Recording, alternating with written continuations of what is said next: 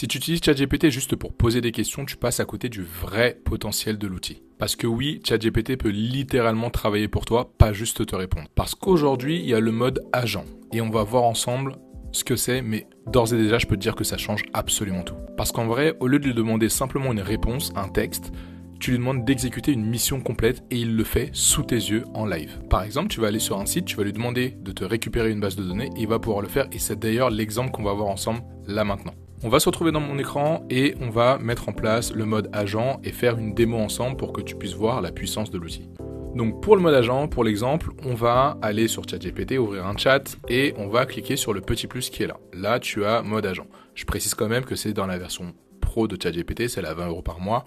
C'est celle qui te permet d'avoir accès au mode agent. Une fois que tu as fait ça, tu vas simplement faire un prompt directement comme tu le ferais d'habitude, sauf que tu vas pouvoir intégrer plein d'éléments.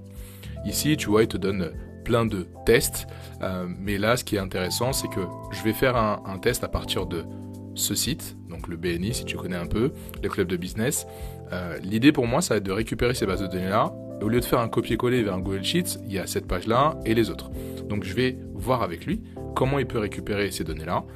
Ensuite, je vais lui demander de me faire un tableau pour qu'il puisse m'extraire tout ça, que je puisse le mettre en CSV et que je puisse l'utiliser pour ma prospection par exemple. Donc là, je retourne sur ChatGPT et on va faire la manip ensemble. Donc là, je vais lui faire mon prompt que j'avais déjà préparé. Donc je lui donne l'URL du site, je lui dis ce que je veux et on va voir après comment il va fonctionner. Une fois que j'ai fait ça, je clique sur le bouton et on va voir comment ça fonctionne par la suite. Donc tu vois, là, il est en train d'ouvrir la page directement. Hop, tu vois, il est arrivé sur la page. Il y a un tableau avec les éléments. Il va défiler petit à petit pour essayer de récupérer les éléments du tableau. Donc là, tu vois, il est en train d'analyser le site. Il affiche les autres pages. Il a vu qu'il y en avait d'autres. Voilà. Et là, petit à petit, il va commencer à récupérer les infos. Alors, je précise quand même pendant qu'il est en train de travailler que ça peut mettre un peu de temps. Mais au moins, pendant que lui, il fait ça, toi, tu peux faire autre chose. Alors là, je fais l'exemple sur une base de données qui n'est pas très longue. Donc en vrai, j'aurais pu faire un copier-coller. Mais sur une base de données beaucoup plus longue, avec des trucs beaucoup plus complexes, il est capable de le faire et je l'ai fait même pas plus tard que hier en test. Il peut te récupérer toutes les datas plus facilement qu'un outil de scrapping parce que là, tu as juste des consignes à donner et il le fait automatiquement. Là, tu vois qu'après, apparemment, il a fini sa mission, il est en train de compiler les informations dans un CSV. On va voir ce que ça va donner d'ici quelques instants. Quelques minutes plus tard, on voit qu'il a fini, il a fait son fichier CSV, on va regarder à quoi ça ressemble, donc on va tester ensemble pour voir s'il a bien fait son travail.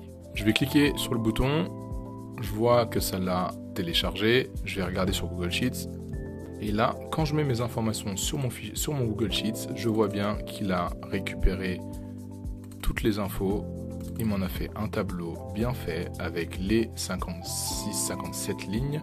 Donc là, tu vois que typiquement, j'ai réussi à obtenir une base de données en quelques minutes sans avoir à faire quoi que ce soit avec ChatGPT et j'ai vraiment tout ce qu'il me faut là pour pouvoir prospecter et ça c'est super intéressant. Alors là il s'agit d'un extrait du mode agent pour que tu puisses voir ce qu'il est possible de faire, mais je te garantis qu'en poussant un peu l'outil tu peux faire des trucs assez exceptionnels et j'ai hâte de voir ce que toi tu vas en faire. Je t'invite à liker, à commenter, à partager cette vidéo si elle t'a plu et j'ai hâte d'avoir ton retour en commentaire pour voir comment toi tu as utilisé le mode agent et ce que ça a comme impact sur ton activité.